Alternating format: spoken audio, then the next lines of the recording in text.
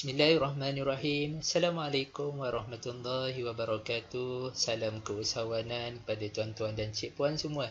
Jadi apa khabar semua? Pada sesi tutorial kali ini saya ingin berkongsi pengalaman saya mendaftarkan perniagaan saya sebagai salah satu perusahaan kecil dan juga sederhana PKS di bawah sistem pendaftaran status PKS SME Corp Malaysia. Terima kasih kepada SME Corp Malaysia kerana telah membuat inisiatif yang sangat baik, iaitulah memberikan pendaftaran secara percuma daripada 1 hari bulan Mac 2020 sehingga 31 hari bulan Ogos 2020. Jadi para usahawan, jangan lupa untuk mengambil peluang ini bagi mendaftarkan perniagaan anda. Okey, saya tunjukkan bukti. Ini adalah sijil yang telah saya terima sebagai perakuan status PKS. Baik, bagaimana cara untuk kita membuat pendaftaran? Pertamanya, tuan-tuan dan cik puan semua perlulah melayari laman sesawang ataupun website yang berdaftar di sini. Okey, sme.register/, okey, dan kemudian tekan enter. Dan tuan-tuan dan puan-puan boleh melihat paparan ini. Dan kita tengok. Okey. Tuan-tuan dan puan-puan boleh membuat pembacaan. Okey. Bagi yang pertama kali, kita perlulah mendaftarkan akaun baru di sini. Dan jangan lupa untuk memuat turun ataupun download panduan pengguna yang diberikan. Okey, di sini saya anggapkan tuan-tuan dan puan-puan kita telah membuat pendaftaran akaun baru yang mana kita akan menerima username dan juga password yang kita daftarkan melalui email yang kita daftarkan lah. Jadi pastikan email yang tuan-tuan dan puan-puan daftarkan adalah boleh diakses. Okey, apabila kita memuat turun panduan pengguna, okey, saya tunjukkan tuan-tuan dan puan-puan di sini. Untuk perniagaan saya adalah perniagaan milikan tunggal ataupun sole proprietorship, yang mana saya sendiri adalah seorang founder dan juga seorang sahaja pekerja.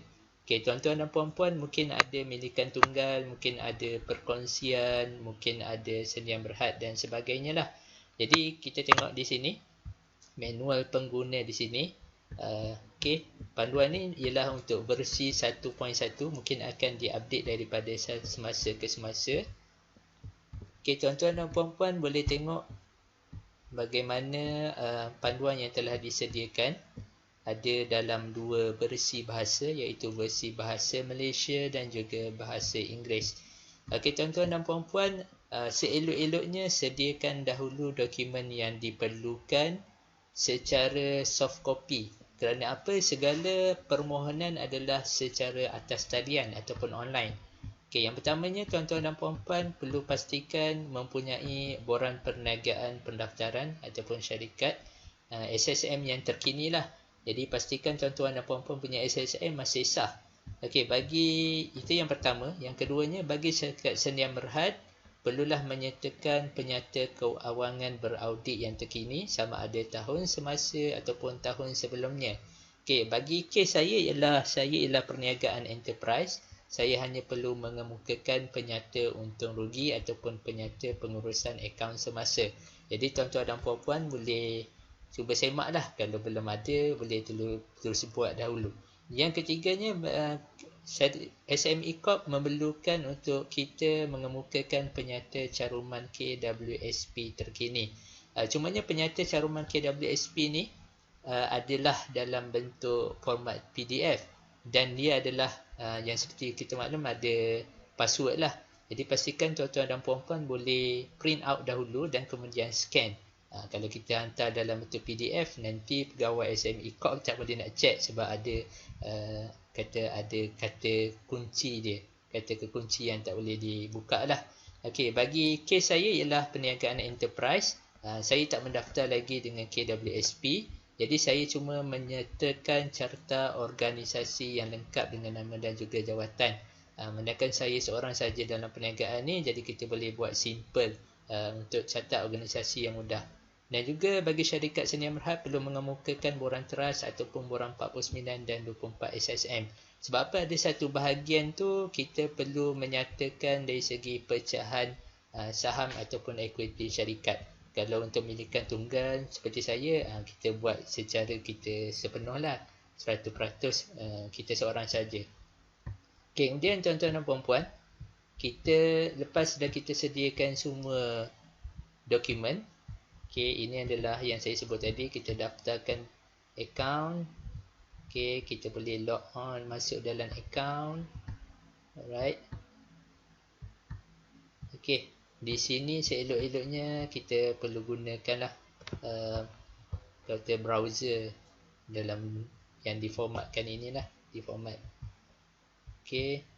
Okay, ini adalah definisi PKS. Pastikan perniagaan tuan-tuan dan puan-puan adalah dalam segmen yang diberikan.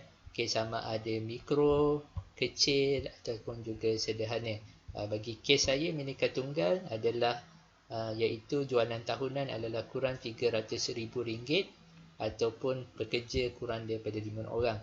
Kalau tuan-tuan dan puan-puan dalam ada sektor kecil, iaitu jualan tahunan di antara RM300,000 sehinggalah RM3 juta, ataupun pekerja di antara 5 orang sehingga 30 orang, dan juga untuk medium sama ada 3 juta hingga 20 juta ringgit untuk jualan tahunan ataupun pekerja di antara 30 orang sehingga 75 orang. Ini adalah untuk sektor perkhidmatan dan juga sektor-sektor lain. Kalau tuan-tuan dan puan-puan mungkin ada yang kilang dan sebagainya, ini adalah sektor dalam pengilangan. Okay, sektor pengilangan inilah dia punya kriteria dia. Jadi kenal pasti sama ada tuan-tuan berada dalam sektor pengilangan ataupun perkhidmatan ataupun lain-lain lah. Baik. Dan juga kalau tuan-tuan dan puan-puan mungkin ada syarikat, ini adalah definisi yang tidak termasuk lah kalau tuan-tuan dan puan-puan sama ada dalam entiti tersenarai awam yang berada di papan utama, subsidiary bagi syarikat tersenarai awam, syarikat multinasional, syarikat berkaitan kerajaan. Jadi ini tidak boleh memohon untuk status PKS. Okay, baik. Sama ada juga syarikat menteri kewangan diperbadankan dan juga perusahaan milik kerajaan negeri tidak boleh memohon untuk status PKS. Okay, baik.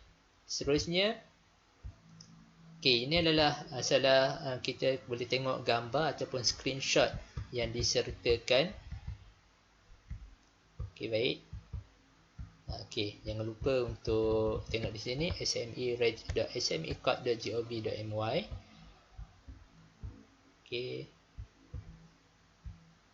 Okay, di sini kita tengok untuk yang pertamanya, apabila kita register, kita boleh tengok ini adalah keperluan dia, email, nama penuh, ada soalan security dan sebagainya, barulah boleh mendaftar. Okay. Okay, di sini contoh kita mendapat link untuk pengaktifan username dan juga password. Okay. Setelah kita dapat username dan juga password, kita boleh terus masuk untuk mendaftar. Okay. Ini adalah paparan di dalam portal berkenaan. Untuk permohonan baru, kita perlu klik untuk permohonan baru.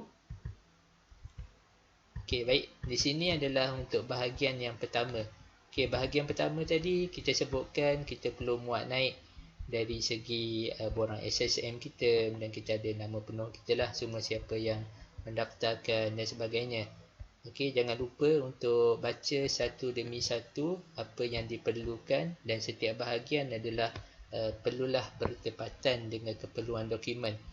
Saya juga pertama kalinya bila saya muat naik tu akan ada yang kena reject lah, iaitu ada bahagian-bahagian tertentu. Namun jangan risau, pihak pegawai SME Corp yang menyemak akan menghantar email pada kita untuk membuat pembetulan, dan kita boleh submit sekali lagi, dan sekiranya tiada masalah akan terus dapat kelulusan lah. Okay. Ini adalah bahagian pertama.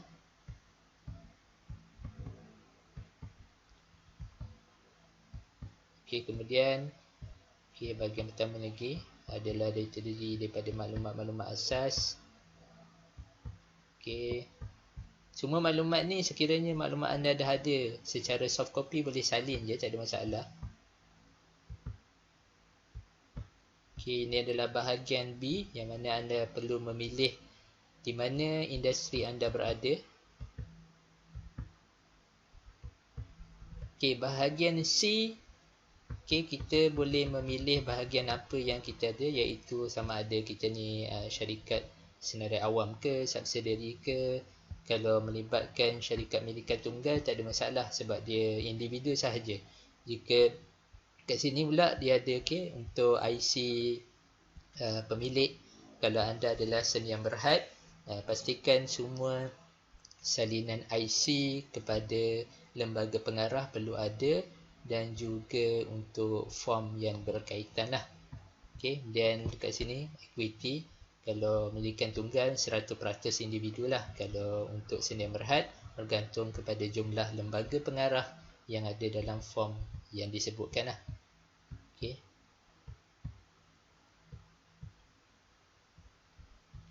Okey, di bahagian D adalah bahagian terakhir. Kita perlu pastikan kita membuat pengakuan bahawa kita telah mengisi dengan betul dan juga benar bagi setiap dokumen yang kita lampirkan. Okey, jangan lupa untuk tik di bahagian yang ada ini dan juga tekan butang hantar ataupun submit lah. Okey, baiklah.